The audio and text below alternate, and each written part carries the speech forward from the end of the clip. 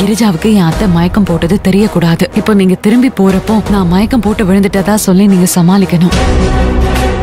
ஈஸ்வரி நம்மளை ஏமாத்திக்கிட்டு இருக்கா. என்னங்க சொல்றீங்க? அந்த திமிரு பிடிச்ச ஈஸ்வரி யூனிஃபார்ம் போட்டுக்கிட்டு போறதா என் 2 கண்ணால பார்த்தேன்னா. ஆனந்த ராகம் நாளை பிற்பகல் 3 மணிக்கு உங்கள் சன் டிவியில்.